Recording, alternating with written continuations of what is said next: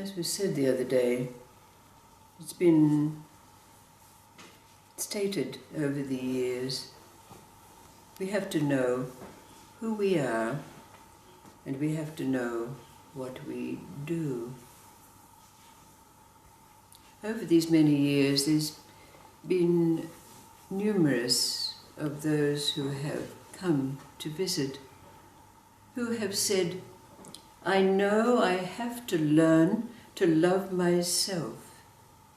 And the question is inevitably asked, well, who is this self? And the answer is always, I don't know. So it's obvious that the answer then is, isn't it necessary first to learn who we are before we can love? So let's make a little riddle, starting off with that old Taoist saying, to study the way is to study the self. To study the self is to lose the self. To lose the self is to become one with and enlightened by all things. And when we become one with and enlightened by all things, we drop our mind and our body, and the mind and the body of all others. And from this, no trace of enlightenment remains, and that no trace continues endlessly. And then there's a story of the Mullah Nasruddin. He happened to insult King Akbar in some way. So King Akbar got very angry and ordered one of his courtiers, bring me Mullah Nasruddin's head. So Mullah Nasruddin heard about this and he was very afraid. So he went to Birbal, Akbar's closest advisor, for advice. And Birbal told him what to do. So when the courtier came for Mullah Nasruddin managed to convince him. And so he accompanied the courtier back to King Akbar. When King Akbar saw the mullah, he was very angry. What are you? I'm going to lop off this courtier's head. And the mullah said, no. It's not his fault. Mullah said, I managed to convince this courtier that I don't trust anyone. When it comes to our monarch, I do not trust anyone to fulfill his orders, so I decided to bring myself along with my head.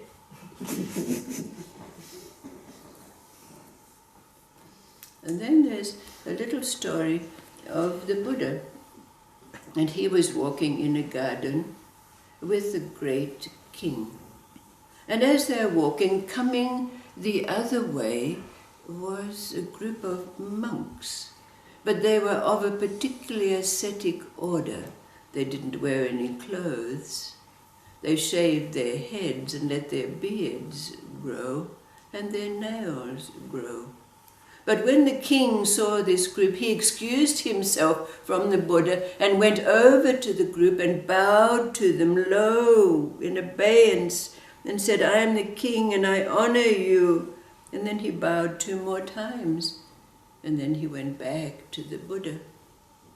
And after the monks had left, the king said to the Buddha, Great Master, it is known that not all monks are enlightened beings. How is it that one can tell when someone is enlightened? And the Buddha said, to know that someone is enlightened cannot be known just by a meeting. One has to live or be with someone before they can know that this being is enlightened. We have to come to know who and what they are. Oh, said the king, oh, perhaps it's like when I send spies to another country in disguise. When they come back, I cannot even recognize them until they take off their masks, their garments, and wash their face. Is this the way it is? And the Buddha just smiled enigmatically at the king without responding any further.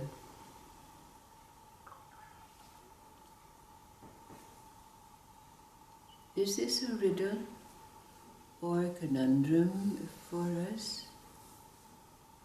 What is it that becomes obvious?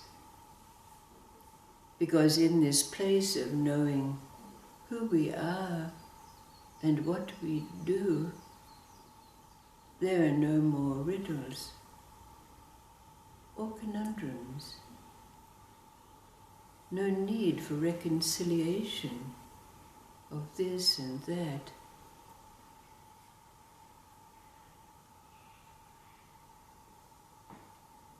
Having reconciled within ourselves time and timelessness,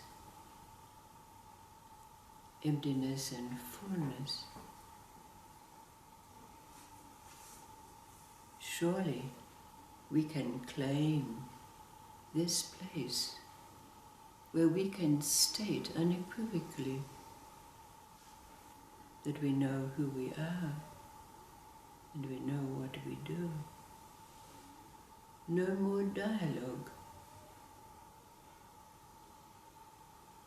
Not between our head and our heart. Not even between that which we call life and what constitutes life and self. Is this the way we can claim the knowledge of who we are? Or is that just another riddle? What is this clue? No dialogue, no debate.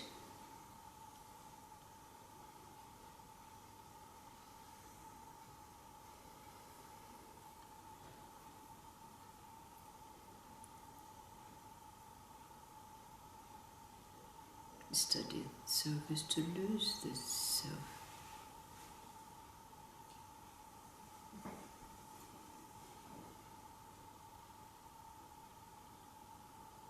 No dialogue. What does it mean? Thank you.